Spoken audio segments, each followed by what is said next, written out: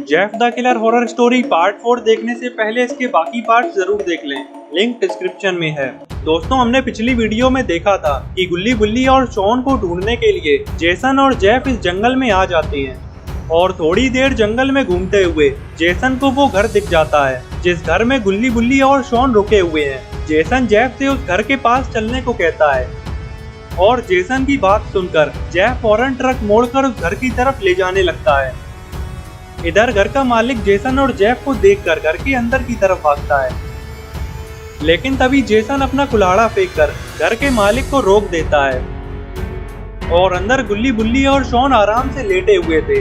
लेकिन बाहर इतनी हलचल सुनकर गुल्ली गुल्ली से बाहर देखने के लिए कहता है और फिर जैसे ही गुल्ली बाहर जेसन और जेफ को देखता है, गुल्ली के तो होश उड़ जाते हैं। इधर जेफ और जेसन इस आदमी के पास आकर गुल्ली बुल्ली और शॉन के बारे में पूछते हैं, लेकिन ये आदमी जेफ और जेसन से झूठ बोल देता है कि गुल्ली बुल्ली और शॉन यहाँ पर नहीं है। लेकिन जेफ को इसकी बात पर यकीन नहीं होता और जेफ जेसन से अंदर जाकर देखने के लिए कहता है और जेफ की बात सुनकर जेसन घर के अंदर जाने लगता है। अब आगे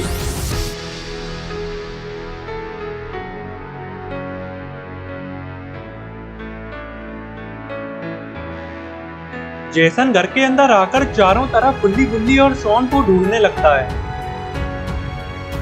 लेकिन ये क्या, गुल्ली बुल्ली और शॉन तो यहाँ पर है ही नहीं। शायद गुल्ली बुल्ली और शॉन जेसन और जेफ को देखकर कहीं पर छुप गए हैं। जेसन गुल्ली बुल्ली और शॉन को ढूंढता हुआ आगे चल देता है और जेसन एक कमरे में आ जाता है जहाँ पर काफी सारा सामान रखा हुआ है। अरे ये क्या, गुल्ली बुल्ली और शॉन तो इन्हीं सामानों के पीछे छुपे हुए हैं और जेसन भी इनकी तरफ ही बढ़े जा रहा है। अगर गलती से भी जेसन ने इन तीनों को देख लिया तो ये तीनों जेसन के हाथों बच नहीं पाएंगे। इधर जेफ द किलर ये सोचता है कि जेसन को काफी देर हो गई है, कहीं उसे गुल्ली बुल्ली और शॉन मिल तो नहीं गए और कहीं जेसन उन तीनों को अकेले ही न मार दे। यही सोचता हुआ जेफ भी घर के अंदर जाने लगता है।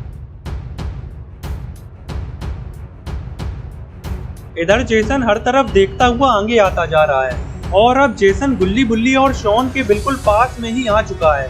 लेकिन तभी पीछे से जेफ द किलर आ जाता है और जेफ जेसन को आवाज लगाता है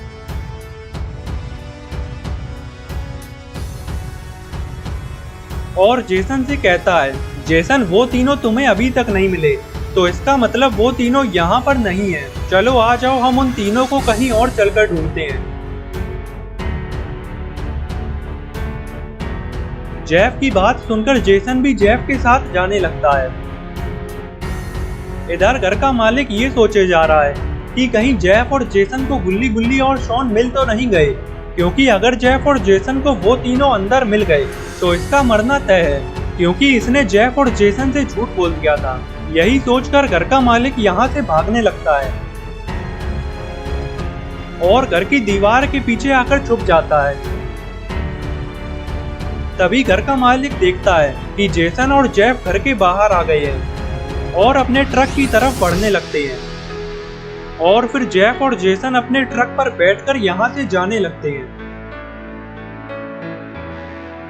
घर का मालिक जैसे ही देखता है कि जेसन और जेफ यहाँ से चले गए हैं तो ये फौरन दौड़ता हुआ घर के अंदर जाता है। अंदर आते ही घर का मालिक गुल्ली बुल्ली और शॉन को देखता है तो ये समझ जाता है कि ये तीनों कहीं पर छुप गए थे, इसीलिए जेफ और जेसन इन्हें नहीं देख पाए और यहाँ से चले गए। तभी बुल्ली घर के मालिक से कहता है कि हमारी वजह से तुम मुसीबत में पड़ गए, इसीलिए हम यहाँ पर और नहीं रुकना चाहते, हम अभी यहाँ से जा रहे हैं। घर का मालिक कहता है कि तुमने तो मेरे मुंह की बात छीन ली, मैं भी तुम तीनों से यही कहने आ रहा था। चलो अब अपना सामान पैक कर लो, क्योंकि मैं अभी तुम तीनों को जंगल से बाहर छोड़ कर आऊंगा। तभी शॉन कहता है कि हमारे पास तो कोई सामान ही नहीं है, फिर क्या हम तुम्हारा सामान पैक कर लें। घर का मालिक कहता है कि चलो अब जल्दी से मेरे पीछे आओ।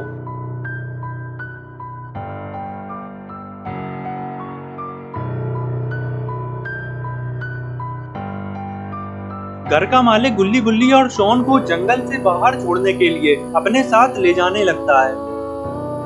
काफी देर जंगल में आगे चलने के बाद घर का मालिक गुल्ली बुल्ली और शॉन से कहता है कि अब तुम तीनों यहाँ से सीधे जा सकते हो, बस थोड़ी दूर चलते ही तुम लोगों को शहर दिख जाएगा। और इतना कहते ही घर का मालिक वापस जाने लगता है। तभी गुल्ली कहता है कि अपना ख्याल रखना, लेकिन ये गुल्ली की बात पर ध्यान नहीं देता और यहाँ से चला जाता है। और फिर गुल्ली बुल्ली और शॉन भी शहर की तरफ चल देते हैं। इधर घर का मालिक थोड़ी दूर ही पहुंचा था कि तभी ये रुक कर खड़ा हो जाता है। लेकिन ये रुक क्यों गया? आखिर इसने ऐसा क्या देख लिया? अरे ये क्या, आगे तो जेसन और जेफ खड़े हुए हैं। जेसन और जेफ को देखकर घर के मालिक को ऐसा लगता है कि ये दोनों गुल्ली बुल्ली और शॉन की ताक में खड़े हैं, इसीलिए ये बिना डरे ही इनके पास जाने लगता है। लेकिन इसे अपनी गलती का एहसास तब होता है जब जेफ इससे पूछता है कि तुम इतनी रात में शहर की तरफ क्या करने गए थे। जेफ के ये पूछने पर घर का मालिक बहुत घबरा जाता है और फौरन पीछे मुड़कर भागने लगता है।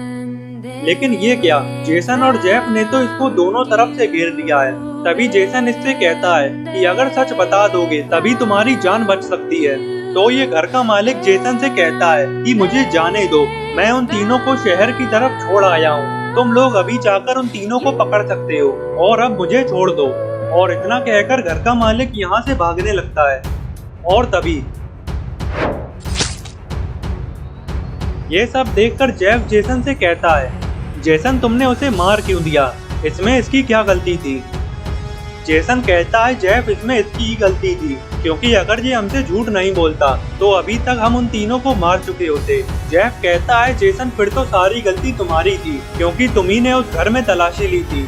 लेकिन अब इन सब बातों का कोई फायदा नहीं, चलो अब जल्दी से शहर की तरफ चलते हैं। जेफ और जेसन भी गुल्ली बुल्ली और शॉन को ढूंढने के लिए शहर की तरफ जाने लगते हैं।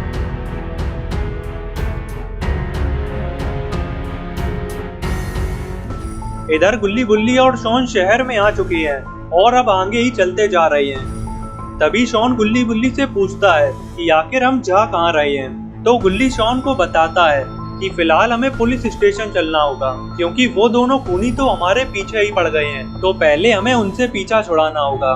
तभी शॉन कहता है कि देखो पीछे एक आदमी आ रहा है। इसी से ही पूछते हैं कि पुलिस स्टेशन कहाँ पर है। इस आदमी के पास आते ही गुल्ली इससे पुलिस स्टेशन का रास्ता पूछता है। तो ये आदमी बताता है कि पुलिस स्टेशन तो यहाँ से थोड़ी ही दूर है।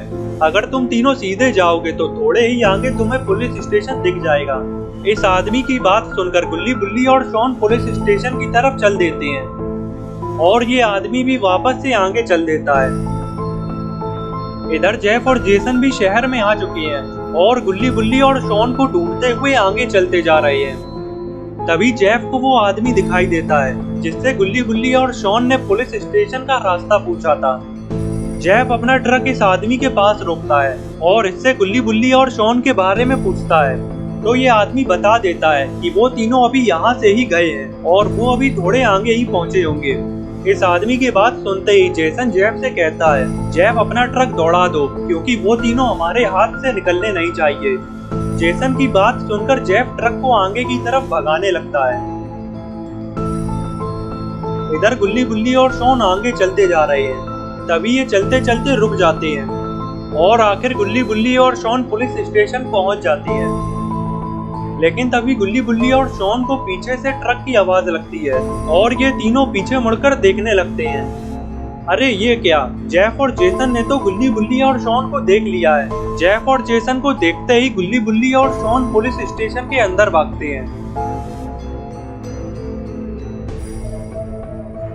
और इधर जेफ और जेसन भी इनके पीछे इधर ही आ जाते हैं। तो दोस्तों अब क्या होगा गुल्ली बुल्ली और शॉन का? क्या अब गुल्ली बुल्ली और शॉन बच पाएंगे या अभी भी जेसन और जेफ गुल्ली बुल्ली और शॉन को मार देंगे? ये सब हम देखेंगे अगली वीडियो में। तो अगली वीडियो देखने के लिए चैनल को सब्सक्राइब कर लेना और बेल आइकन को भी दबा देना ताकि वीडियो अपलोड होते ही नोटिफिकेशन मिल जाए।